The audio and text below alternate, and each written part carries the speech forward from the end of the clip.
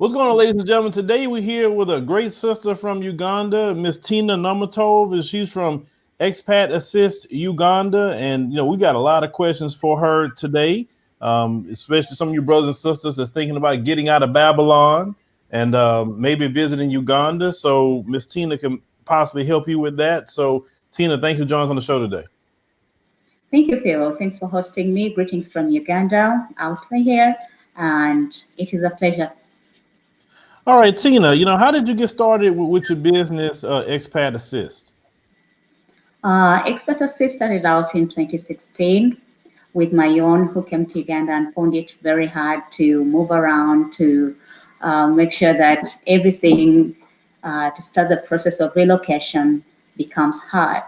So she started out with this great idea of helping out people in the diaspora to come down to Africa, to come down to Uganda, basically, and have their own way. And they can inquire about this prior before they even leave.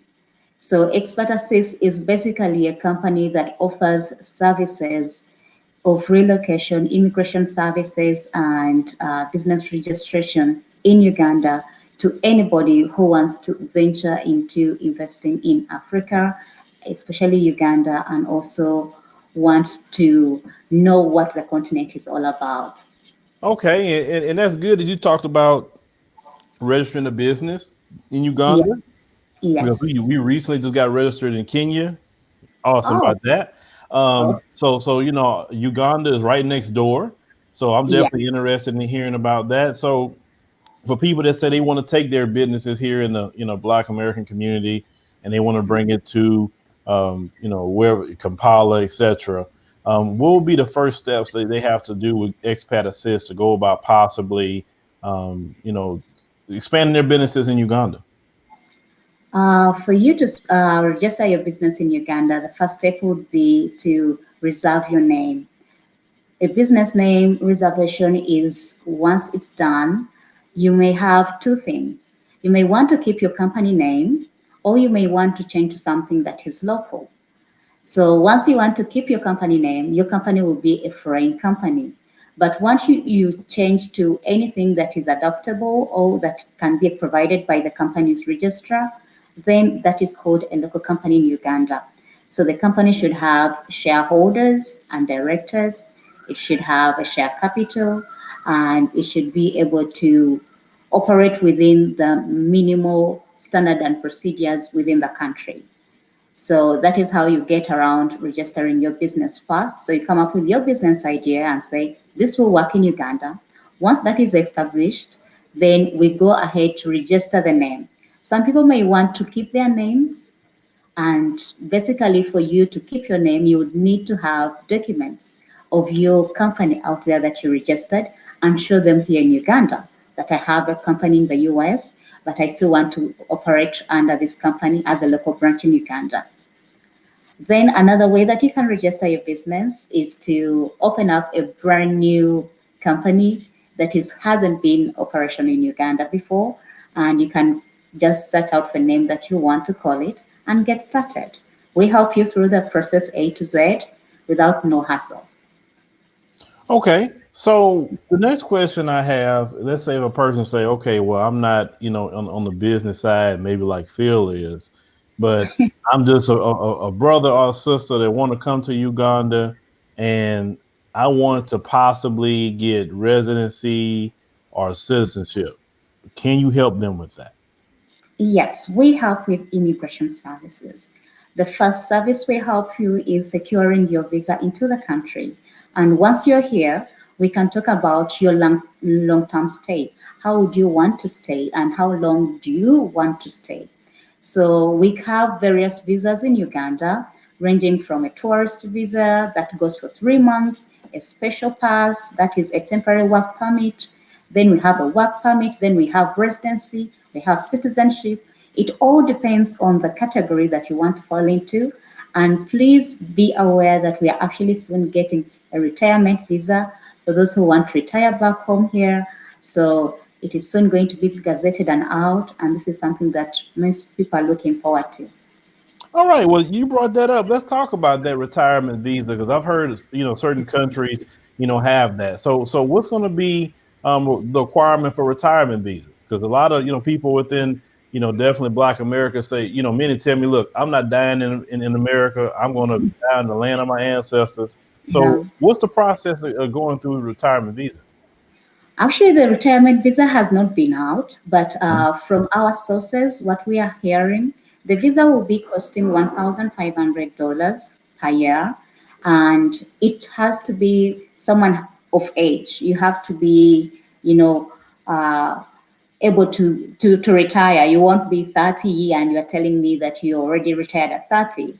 So we believe we don't know the exact age that the government is going to put for this retirement visa, but basically it's going to be for people who would want to retire back home, relax and not be involved in business and just enjoy their stay. Okay, so they can't retire, let's say, from a job here in America, say I'm done, go there. They have to basically now. What about their income status? Because you say that they can't own a business there on a retirement visa. So how would they get money? I'm just No, taking an example. all right. What I was saying that the retirement visa, for someone to qualify for a retirement visa, they should be able to say, maybe I'm old enough, I have already retired my job in the US, and maybe I'm 40 and I'm done with work and I have enough income to be stable in Uganda. And if you start a business locally as a retired person, that is okay. But if you are going to be 30 and you're telling us that you have retired and you are still, you're still functional in Uganda, that is not the retirement age. So I believe the government will have to look into this and, of course, straight line what the rules have to be and the requirements. They are not yet out, so we are soon getting them in the first week of January. This is when the visa is going to be gazetted and out. So we shall look into the whole perspective of what the government is looking at for this visa. Okay, now also just another question. This is going to be about business. Do Uganda have citizenship by investment? Not yet, not yet. So we don't have citizenship by investment. This is something that I approached immigration on because I know other countries are doing it. Even Kenya recently is introducing it. So I believe they are going to put it on the table. I have already tabled it to the immigration board so that they can really think hard about it because it's such a good opportunity for people to just invest and get citizenship. So I don't know how far that is. Okay, so you mentioned earlier, so for some people, let's say they 30 and they say, well, I can't do retirement visa, obviously. So I Yeah. want to go the route of possibly permanent residency. Um, the steps of that with Expat Assist helping with that. What are they looking at for a permanent residency, working toward that? For permanent residency, they are looking at someone who has been in Uganda for roughly around 10 years, and that would be requiring one to have a work permit for all that time. They would want to have someone who has been tax compliant and also has a little bit of socio-economic and intellectual contribution to the country. So that is when a permanent residency is awarded to someone, and that goes for 10 years and life. So someone can apply for any of those two. Okay, so if that person starts a business in Uganda, Yes. they're investing into the country, they hiring local workers, and they say, Yes. okay, but they go back and forth between America and Uganda. Like they here so many months, in Uganda so many months, Yeah. but they're going back and forth. Would that count toward their stay In in the Uganda? country. Yes. As long as, of course, you're hiring Ugandans, you're being productive, you have your work permit already. It doesn't matter if you have other businesses elsewhere because Uganda does not restrict you to only investing in Uganda. But as long as you are tax compliant, you have a business, you're helping out the local people, definitely you qualify for this visa. Okay, but Uganda, do they allow dual citizenship? Yes, they do. We have had so many people apply for it, even Americans, and they have actually got it. But the quickest way to citizenship would be marriage, correct? Definitely. Well, yeah, because the other routes, I mean, you're gonna do the long haul, but maybe some brother or sister is single and they want to go and meet a nice Ugandan man or Ugandan, woman, and maybe they can get it that way. Definitely, you can always get citizenship by marriage, and for a woman, it is only 3 years, and for a man, it's 5 years. So once you're legally married and you can prove this, Hold on, Sister Tina. That's not fair. What about equality? Why men gotta wait 5 years? that is how fair we are. That is how fair we are. We always like to empower our ladies. So we believe that there is equality. There is equality, but there is a little bit of a blind spot for the ladies. There is that soft spot for them that they can easily get residency Mm-hmm. after a short while. Okay, so if a person, like I said, they say, okay, I'm gonna call Expat Assist. I want to go to Uganda. Um, your packages is there certain packages that you offer, like on your website, and they would just sign up on it, or what is the first steps? I mean, it's not nothing like, hey, I want to go to Uganda. I want to go stay at the Pearl of Africa over there. I heard that's a nice hotel, actually. Stay at the Pearl of Africa. It's nice, isn't it? It is beautiful. Yeah. That's exactly where I'm going when I go to Uganda. I already mapped it out. So so I want to go to the Pearl of Africa. Yeah, And now you're not saying you involve yourself in pointing people to where to go. You for yourself more so in just, hey, if you want to come to Uganda and we help you with the immigration, we'll help you get started in business, yeah. keep you legal. And then what if a person say, okay, I want to go to Uganda and also buy land? And then could you help with that? We actually help with a whole lot of processing Mm-hmm. here. We help out people who want to know about Uganda even before when they come, what we call relocation. Someone is out there thinking about the big decision, but they even don't know what the country is all about, what the country will offer, what is the nature of the culture that, there is culture diversity here, and the expectations are high. They don't know what to expect. So in our relocation package, we have free consultancy for people who want to know all about Uganda. And this includes a country orientation, culture orientation, what are the expectations of the local people out here. And we also help you with your arrangement when you make up your mind to come, the arrangement to come into the country. We secure your visa, we secure your place of stay, we secure your transport, we move you around. Even if you want to permanently stay, if you have kids and pets, we all take care of them. If you want to ship in your things after the big decision, still we help you with the shipment. And then if you want to legally stay in the country, then we work on your visa for the long term, which can be a work visa or dependent pass, depending on your situation. Then we can, in the long term, if you really want to stay and start up something, we can help you with a business package.